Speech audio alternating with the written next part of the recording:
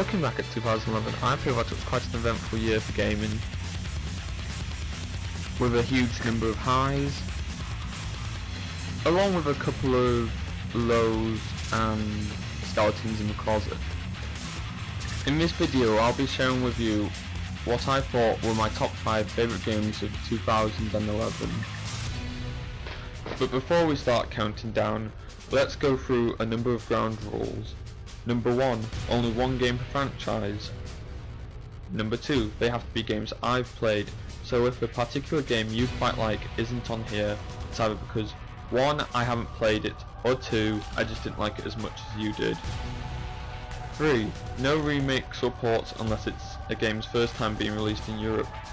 For example, 2011 was the first time Tales of the Abyss was released in Europe, since it originally came out on PS2 in America and Japan back in 2006, but not in Europe. Lastly, this is my opinion, so please respect it instead of spamming me with abusive and idiotic comments like you did in my top 10 disturbing bosses video. You people know who you are. But with the negatives out of the way, let's begin my top 5 favourite games of 2011. In their tongue, he is Dovahkiin, Dragonborn.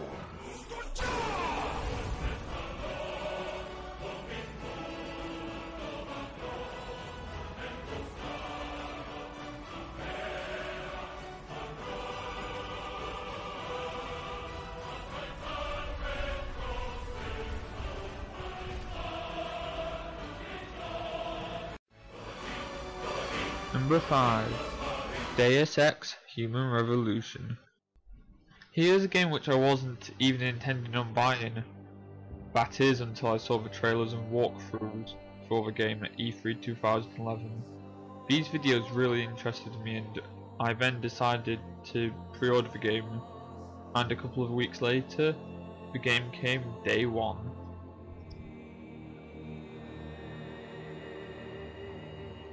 As for the game itself, it's overall really interesting with the sci-fi setting, which takes inspiration from the likes of Blade Runner and Ghost in the Shell, along with a really engaging story about a man augmented against his will, which turns into a tale of conspiracies and lies.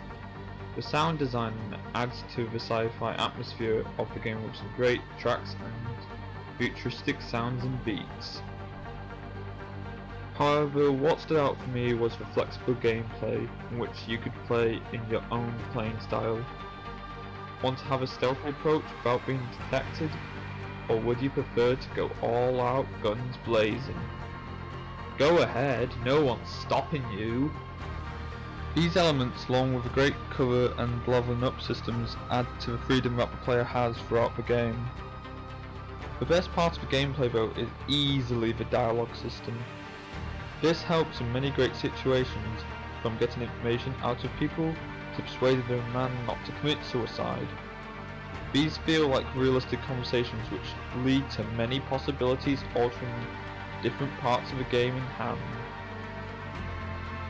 Despite all of this though, the game does have a couple of problems. Firstly, items are quite limited throughout the game, so this could be a problem for people wanting to go in all guns blazing.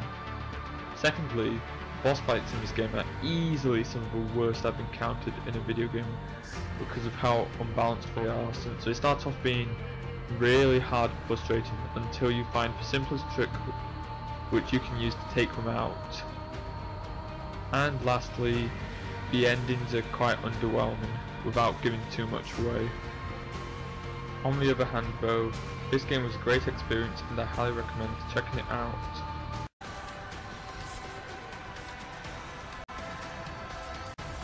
No one will be left to tell the world what happened.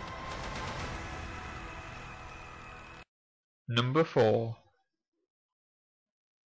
Uncharted 3 Drake's Deception.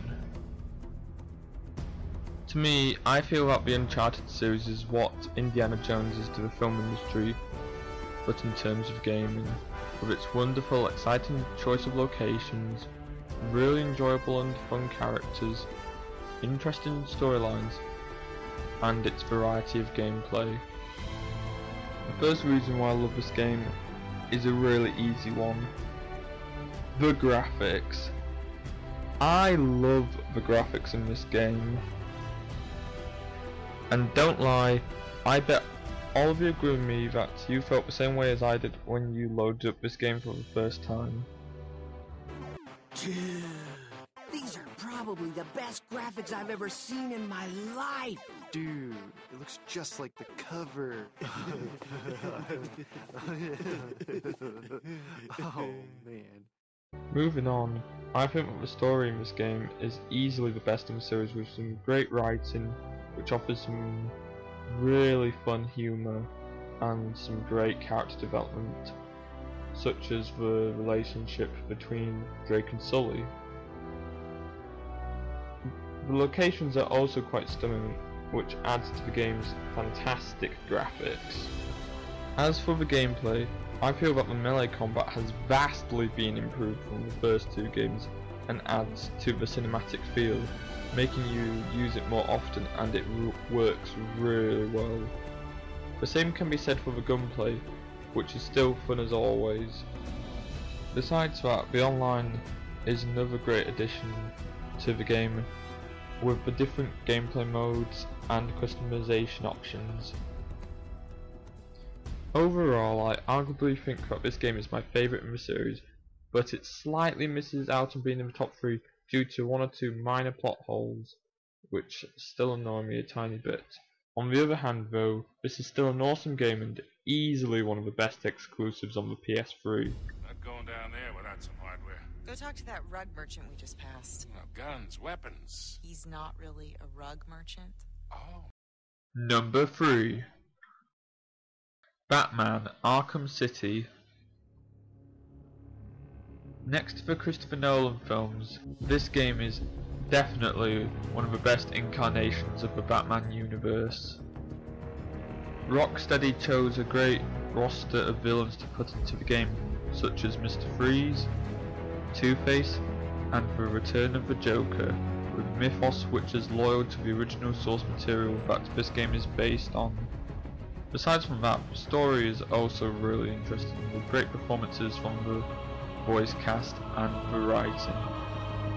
This game is also the best use of the Unreal Engine I've ever seen, with some great character models and environments which make you feel that you are in the universe of Batman. Not to mention the gameplay is excellent, with a big open world to explore and additional side quests to do, which are really interesting and require more thought than the usual go to point B scenarios seen in other games. The combat also feels improved, with more strategy required and the ability to play as Catwoman as well, whose combat feels faster and swifter than Batman's. The bosses have also been improved. While they're not the best bosses ever, they easily feel like a massive step forward from Arkham Asylum's. Despite this though, I feel that this game's open world isn't as good compared with my top 2 entries for this list. However, I feel that this game is easily a game that most licensed games should live up to in the near future. This place is dangerous. I like it.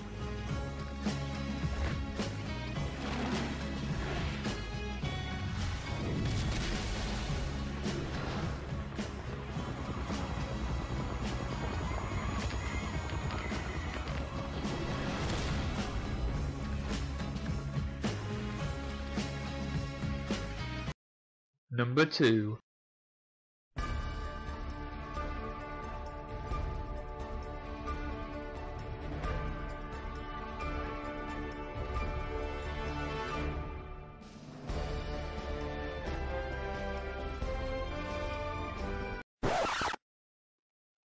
Wait!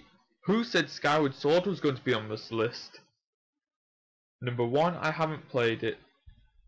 Number 2, although it does interest me, there's many other games which I'm more interested in playing right now rather than this.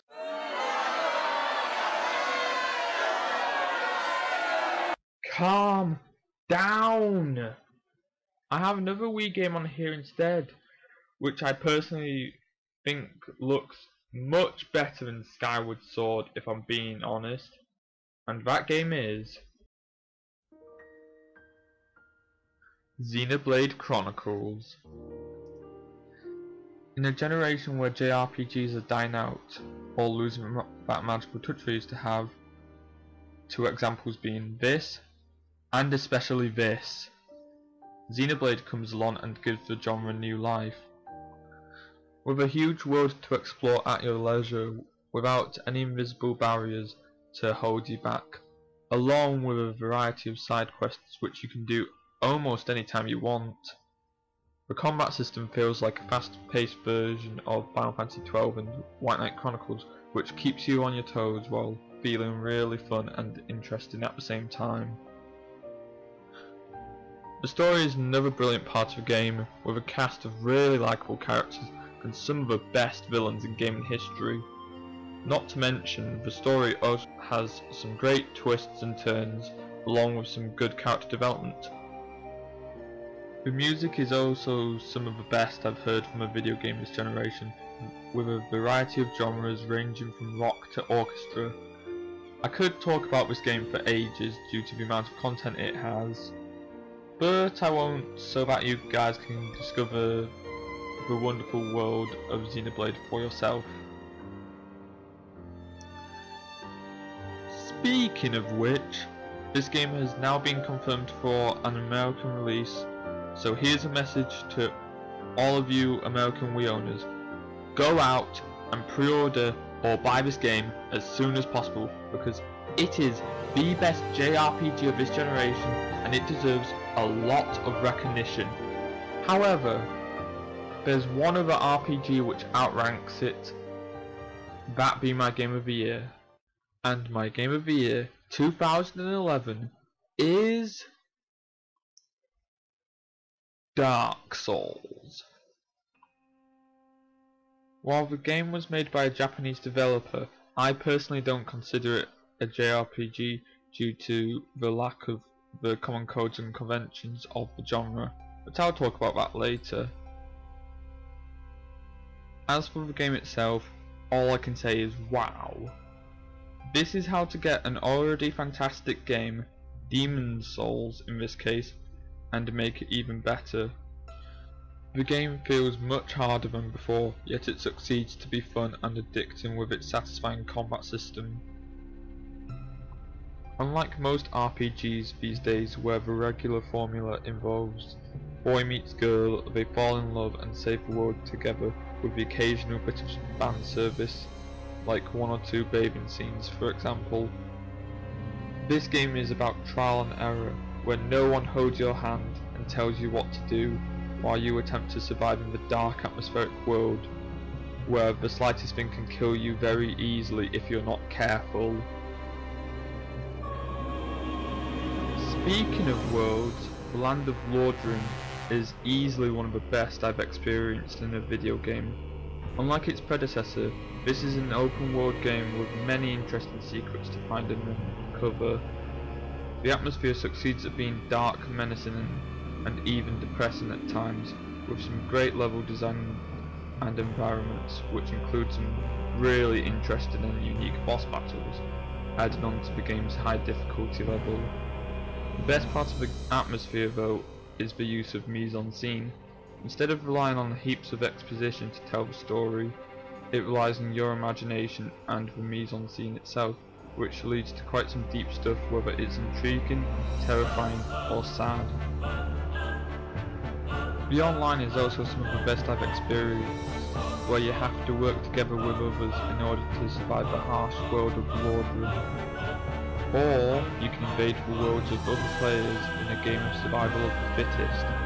Besides from being my Game of the Year, Dark Souls has also become one of my favourite RPGs of all time, along with Xenoblade, and I hope we get more brilliant and unique games like this in the near future. I'm Alabzam, and Dark Souls is my Game of the Year 2011.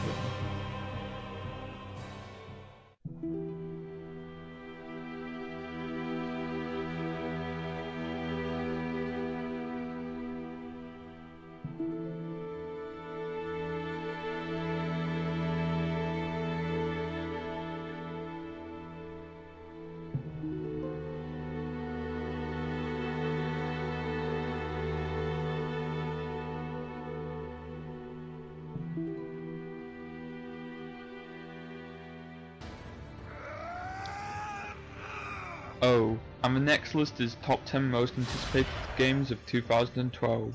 See ya!